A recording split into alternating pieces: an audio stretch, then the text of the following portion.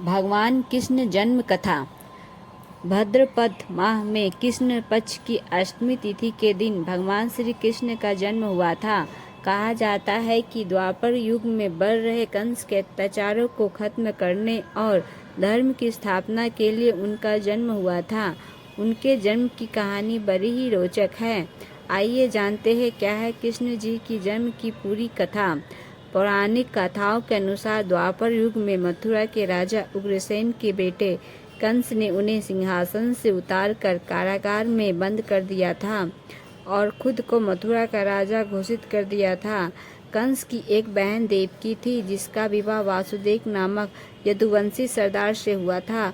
कंस ने अपनी बहन देवकी का विवाह धूमधाम से किया और खुशी से विवाह के सभी रस्मों को निभाया।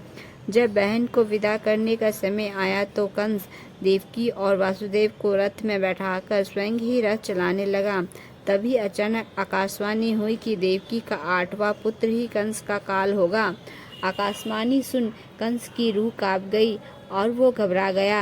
आकाशवाणी के बाद कंस ने बहन देवकी की हत्या करने की ठान ली, लेकिन इस दौरान वासुदेव ने कंस को समझाया कि देवकी को मारने से क्या होगा। देवकी से नहीं बल्कि उसको देवकी के 8वें संतान से भय है। वासुदेव ने कंस को सलाह दी कि जब हमारी 8वीं संतान होगी तो हम आपको सौंप देंगे, आप उसे मार देना। कंस को वासुदेव की बात समझ आ गई, लेकिन वासुदेव और देवकी को कंस ने कारागार में कैद कर दिया। देवकी और वासुदेव की 7 संतानों को कंस मार चुका था। अब 8वां बच्चा होने वाला था। आसमान में घने बादल छाए थे, तेज बारिश हो रही थी, बिजली कड़क रही थी और भगवान श्री कृष्ण का जन्म लेने वाले थे।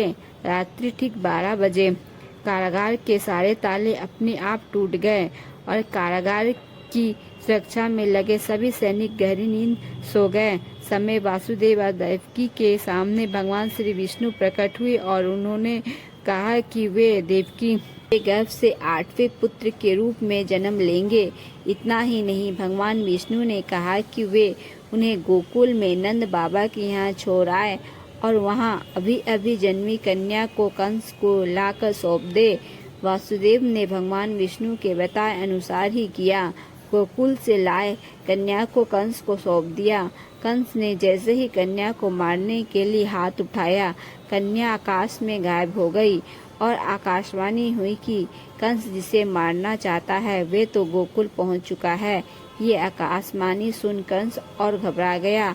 कृष्ण को मारने के लिए कंस ने बारी बारी से राक्षस गोकुल भेजे, लेकिन कृष्ण ने सभी को वध कर दिया और आखिर में कृष्ण ने कंस का भी वध कर दिया।